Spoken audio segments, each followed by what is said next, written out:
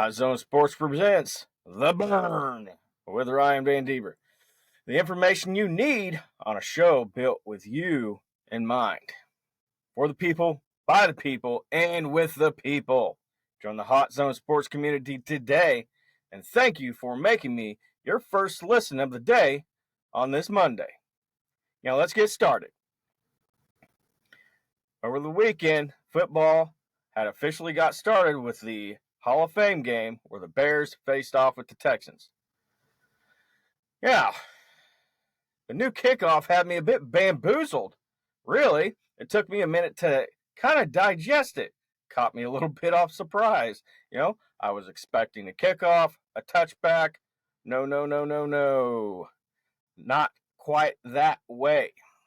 The new kickoff, it had me missing the old kickoff, to be quite honest with you. But as it is the preseason, we need to temper our excitement. I mean, the game did get canceled, 36 minutes in due to inclement weather. But it is the Hall of Fame game. C.J. Stroud didn't play. Caleb Williams didn't play. So it was basically the backup quarterback show. There were some explosive plays when it came to the Bears offense, but we will get back into that later. But I'm not going to worry about a fifth-round pick getting a sack. I'm not going to worry about an offensive lineman that had his first career start. We can't get too worked up about stuff like that. Our expectations need to be tempered. I know football is back and everybody loves it, but you're not going to see that much stuff in the preseason. As always, it's going to be very, very vanilla. So we can't get too worked up about it. But back to the new kickoff. It's going to take a minute for me and fans alike to adjust. This came from the XFL, UFL, so it's brand new. And the special teams coordinators are going to do their due diligence. So in the preseason, don't expect too much. You'll see kicks that are returned, but you won't see anything too expansive. Now, how are teams going to take advantage of the new rule when it comes to the playoff or when it comes to the kickoff? Coaches are going to go through the rules with a magnifying glass. Their teams are going to push the envelope, and they're going to try to find any loophole that they can to take advantage of these new rules. The kickoffs will be something. In previous years, especially last year's, more like a wasted play. There were more touchbacks than anything. So it was basically a wasted play. But one thing the NFL really needs to do is change the name of the kickoff. Do not make it called the dynamic kickoff. That does not fit. It needs to be changed. But moving on, there will be kinks to fix, according to the new kickoff.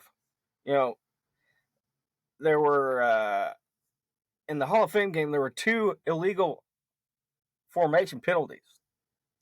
The kickoff average was 22 yards on returns. But teams aren't going to show anything in the preseason, just like I said, so it's going to be bland. There were 8 kickoffs in that game with the Bears and the Texans. So it's going to give you more action. There aren't going to be many touchbacks. You get rewarded for returning the kicks and not taking touchbacks now. Now, a few things that need to be discussed are there going to be bigger bodies on the return team? I would like to venture yes, but is it going to be more a traditional approach with defensive backs and linebackers? Or is it going to be a little less traditional? What's it going to look like for blocking on the return? Now, on the flip side of things, the best way to negate a return. There's going to be no more wasted plays. This is going to be very large dynamic when it comes to this football season. This is one thing that I'm really going to be paying attention to, because you don't have many Devin Hesters back there sitting at the 1 yard line anymore. So the NFL had to do something to add more excitement to the game. But hey, at least they're not acting like Major League Baseball, where they won't change any rules for shit. They're just stick to their guns. They're going to do the same shit all the time. You know, the MLB is changing things, but they're not going this big. Like, there's a reason why the NFL is successful. There's a reason why the NFL is like a massively successful international brand as well.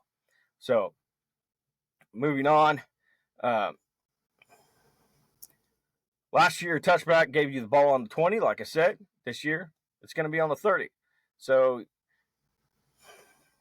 you really have to credit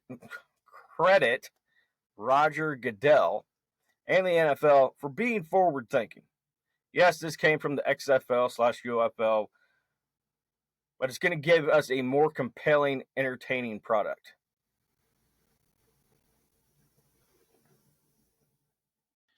Now, with the NFL, you know there are going to be considerable injuries, as there always are. But this early in the season, we haven't even hit the meat of the preseason, and we already have considerable injuries. The number one injury that probably you have already seen is the injury to Justin Herbert. He injured the plantar fascia of his right foot, which is his plant foot. So he's going to be dealing with this all season long. This is the type of injury that it's going to be a lingering injury. So he's going to be in a walking boot for the next 2 weeks, per his doctor, and they gradually will bring him back to the field. The expectation is that he will play week 1 versus the Las Vegas Raiders September 8th. Now, September is a far way off, right? So you got about a month. So I expect the Chargers to do their due diligence and be completely 100% careful before even bringing him back to the field.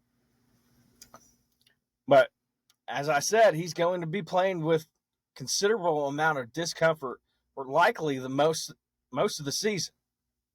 Plantar fascia injuries tend to be trickier to deal with a high rate of reoccurrence if they aren't managed properly. So expect the Chargers medical staff to execute this in a delicate fashion.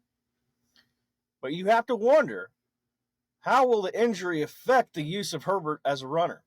Because a lot like Josh Allen, if wide receivers aren't getting open or he doesn't have any good options left, he tries to go scramble as a quarterback and get first downs. So how is he going to be able to use his athleticism if he is going to be restricted? He's going to have to be very careful when it comes to this, because especially with it being his plant foot, that's going to be rough.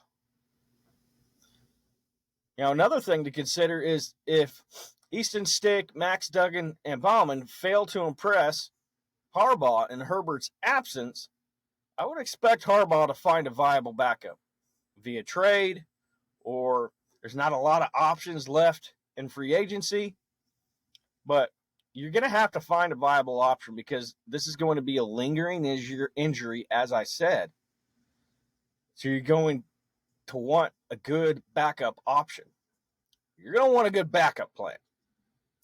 Regardless, this isn't the type of news Jim Harbaugh wanted early in his training camp back in the NFL. But let's talk about the Chargers for a minute. The Chargers have a new offensive line. They drafted Joe Alt in the first round, who is absolutely killing it right now. He is looking like a pure beast, and a lot of people say when it comes to the draft, oh, you didn't draft any weapons. Joe Alt is a weapon. Do not get it twisted. If you do not believe me, go ahead and look at some videos of him in training camp right now. Yes, it's training camp, but he's playing his own defense. And you know, defensive ends are not going to take it easy on a rookie. But this new offense is going to be run-centric with Greg Roman. Now, for those who don't understand or remember, Greg Roman is the ex-Ravens offensive coordinator. So you do know that the Ravens ran a lot. So I would expect no different for the Chargers. So you got your new head coach in Jim Harbaugh. You got your new offense with Greg Roman. So what can you expect? There's going to be a handful of throws with complimentary football. That's what you can expect. Herbert will be looked at to make fewer mistakes, but make necessary plays to help you build up wins. Now, Herbert, on average, and his past 4 seasons being in the NFL, is averaging 28.5 touchdowns to 10.5 interceptions. So it's not the greatest, but it's not the worst. There's room for improvement. And I think with this new offense coming in, it should be an improvement. Now, let's move on to DeAndre Hopkins. It came out a few days ago that DeAndre Hopkins is going to be out for 4 to 6 weeks. DeAndre Hopkins going down isn't going to absolutely kill the Titans, but it still hurts. Anytime you get a playmaker like D-Hop to go down, especially when your quarterback is young and still progressing, still developing, and he's no longer going to have his backup plan, his go-to guy, it's going to hurt. He's the wide receiver that you trust most. He is your possession wide receiver. So it's going to be a tough loss for Will Levis, who I believe is in his make-or-break year. Nobody truly knows if he's the guy.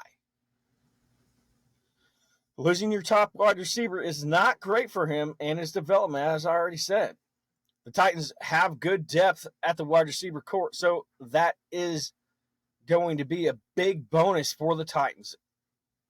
But if the Titans do get off to a rough start, they're not going to rush D-Hop back. They just won't.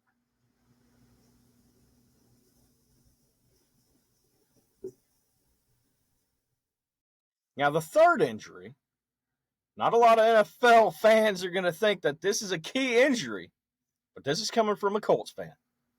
So you have to guess it. Samson Ebukam. Now, he tore his Achilles. It was originally reported that it was ankle, like maybe he rolled his ankle. As a Colts fan, you have to expect that it is far worse than that. Just like Anthony Richardson last season. There was a lot of people out there that thought, oh, he just sprained his shoulder. Yeah, no, definitely not. But it originally came out that it was his ankle. Then it came out that he possibly twisted or broke his ankle, which can be repaired. But no, in Colts fashion, is the worst case scenario, a torn ACL. Now, your hope as a fan of any team, whatever team you're a fan of, is that you will miss out on this injury madness that happens every single year. We're not even in the meat of the preseason. They literally just put on their pads this past week. Instead, Ebukam, the Colts' leading edge rusher from last season, is out. He was primed to have an improved year. He led the team last season with 9.5 sacks. The Colts do have a good situation behind him in Kwity Paye, Dio Odenigbo, Laiatu Latu, and Tyquan Lewis. They have a lot of options. Now, guys like that will have an opportunity to take over Ebukam's spot and progress even further. That is the bright side. But none of them were at Ebukham's level last year. Not even close. The one thing that will be said is that you have great depth, but when you lose your number one pass rusher, it is going to hurt regardless of who you bring in. No matter the team. He was going to be a vital part of this defense, but now Dayo Odengbigo will have to step up, and they have a great chance to cement themselves. But Ebukam, don't get it twisted at all. He is going to be missed. You can't just manufacture 9.5 sacks out of thin air. Now, he's under contract for one more season, so he'll be able to prove himself. But he's not the greatest defensive player, but he will be one that is missed. He was more of an under-the-radar guy who just came in and did his job. But for those that say the season is over for the Colts, you need to pump those brakes and temper those expectations, guys. The season is not over. Ballard, I know there's a lot of Colts fans out there that do not like this man, and he has made some questionable calls when it comes to the roster. But when it came to the defensive line this past season, he added depth on the defensive line and drafting Latu, who has impressed everyone at camp, is going to be seen as one of the steals of the draft. And before the injury, you really had to wonder who was going to sit on the bench. You had Tyquan Lewis, who has the highest win rate in the pass rush last year for the Colts. Latu now has the opportunity for more snaps, with the door being swung wide open. Now, me personally, I saw Latu as a third down edge rusher before the injury. And a lot of people did too. But now him and Dayo, who is 24 years old, mind you, are going to have ample opportunity.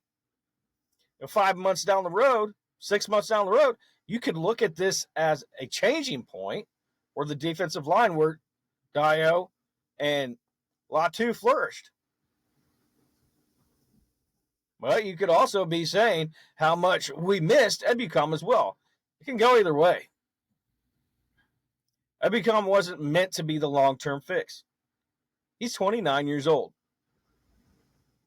What is more worrisome to me is that when you don't have a pass rush, that affects the secondary. Now the secondary, at cornerback and at free safety, that is where the Colts are weakest when it comes to their defense. So I'm more worried about the secondary than the defensive line. But this injury does not kill the Colts.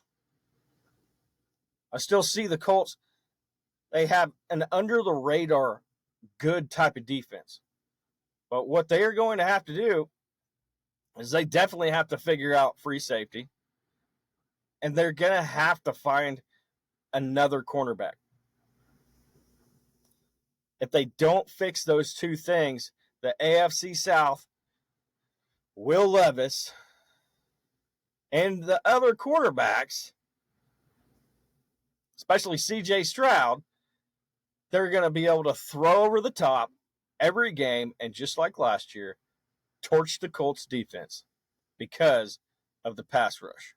You can have the greatest pass rush in the world, but if your free safeties and your quarterbacks are not good, you're still going to have those problems. Let's talk about Caleb Williams for a minute. Because if you have noticed my Facebook page or any of my social media, you have noticed that I have been absolutely killing Caleb Williams. For good reason. Ever since he was at USC, his comp has been Patrick Mahomes. He's compared himself to Patrick Mahomes. Others have compared him to Patrick Mahomes. But my biggest issue was last season when he was expected to step up. Granted, USC didn't have a defense. Their defense would just die on a hill. When he played a good defense, he would disappear. He did it against Notre Dame and multiple other teams. Oregon, anytime there was a solid defense, he disappeared. But now that he's in the NFL, expectations for him are going to be through the roof. But when it came to the Hall of Fame game a few days ago, I wasn't surprised that he didn't play in it. I wasn't surprised C.J. Stroud didn't play in it. I've heard for years that the surface is absolutely atrocious. So why would you play your franchise quarterbacks on a field that is just hot trash? You wouldn't. But also, you had this story come out about the story of a messy locker room from Kevin Byard, the safety from the Chicago Bears. And it said Williams asked teammates to be more proactive in cleaning up after themselves in the locker room.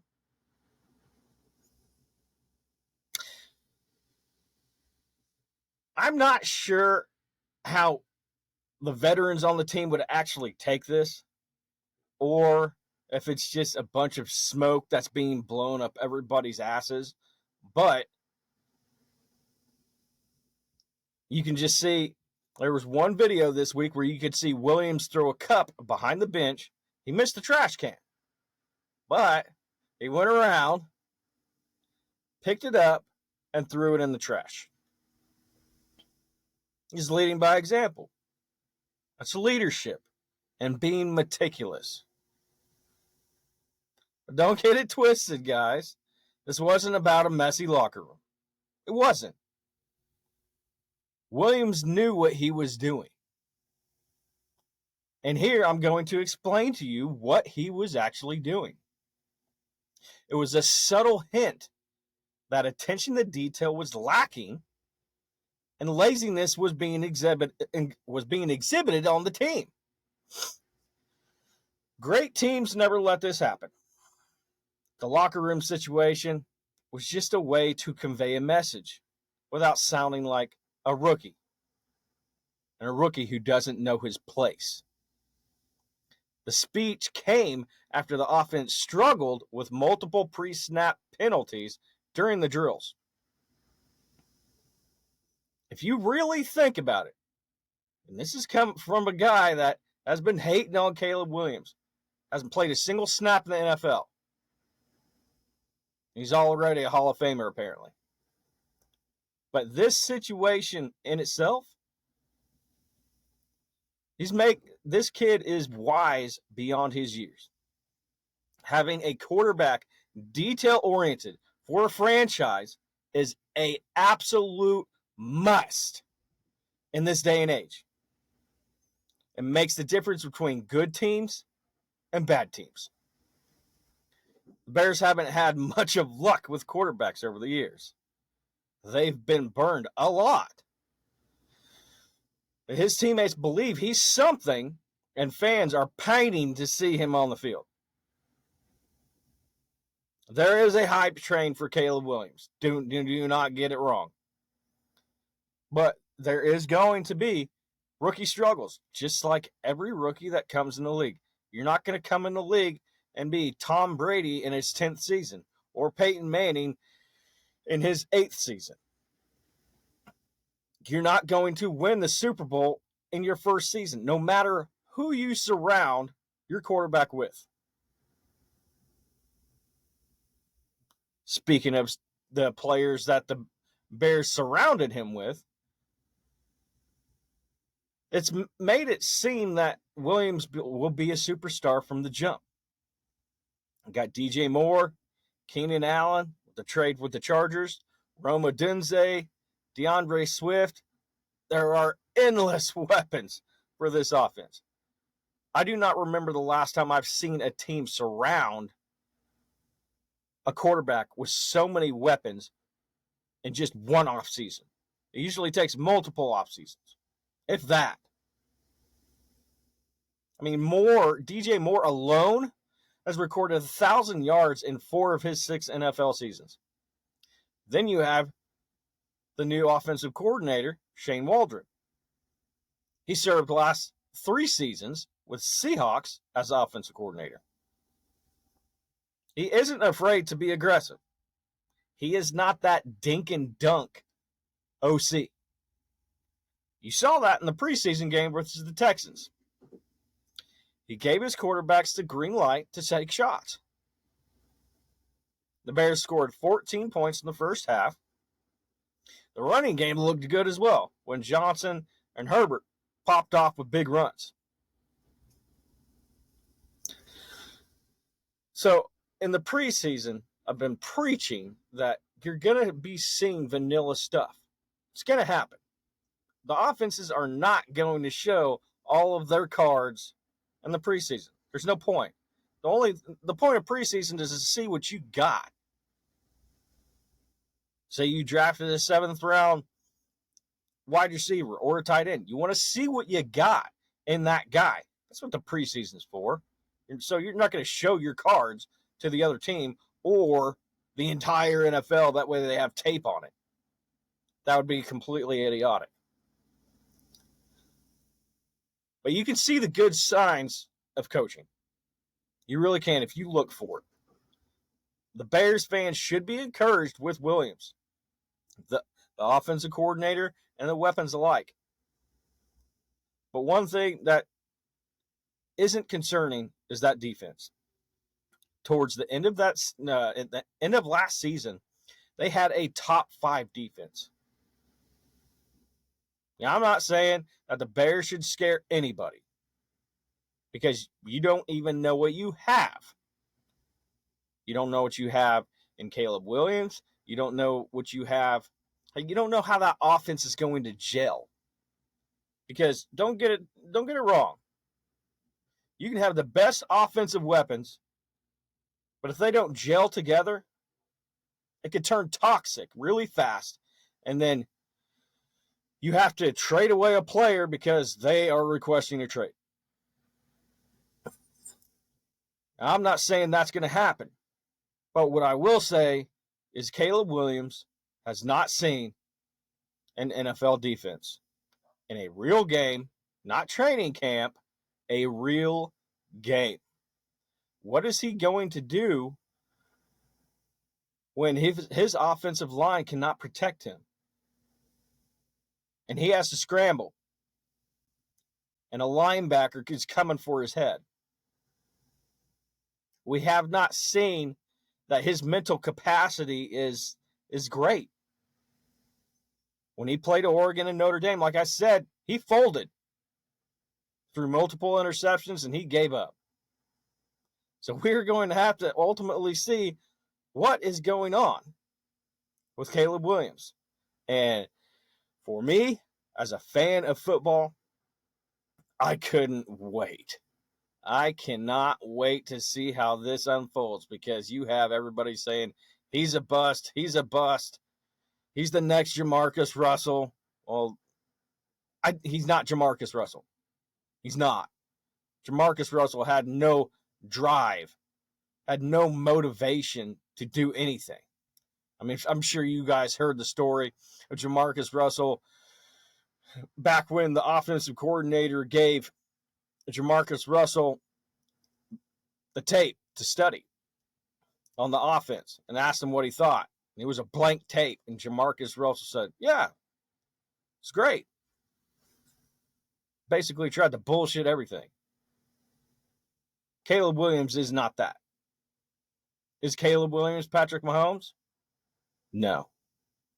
Patrick Mahomes has won 3 Super Bowls. You cannot compare anybody to Patrick Mahomes unless it's Tom Brady. Unless it's like not even Peyton Manning. Like, he's won 3 Super Bowls. You cannot come into this league and say that you are Patrick Mahomes. without playing a snap.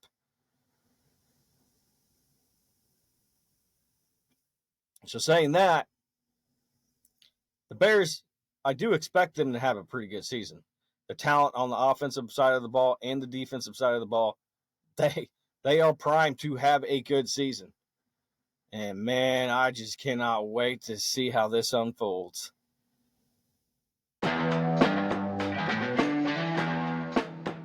Now, the part of the show that everybody has been waiting on. Cue the clapping music. Yeah, come on, everyone. It is the burn.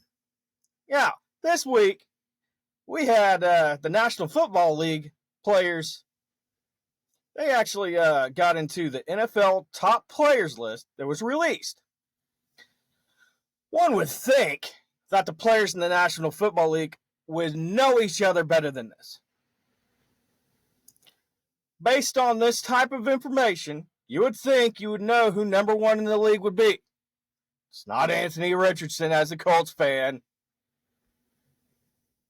It's not Patrick Mahomes either.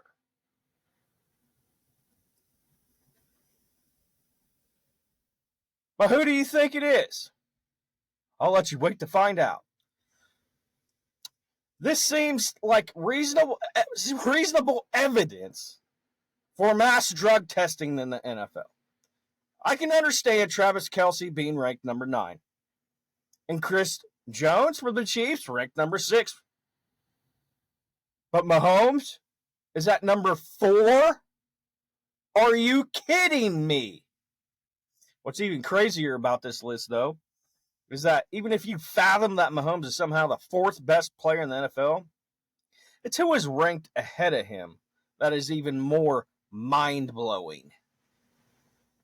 Christian McCaffrey lost to Mahomes in the Super Bowl. But sure, I can see it. Lamar Jackson, this is where it gets good, also lost to Mahomes in the AFC Championship game. But he's a great quarterback too, so it's understandable. But neither of those players was first.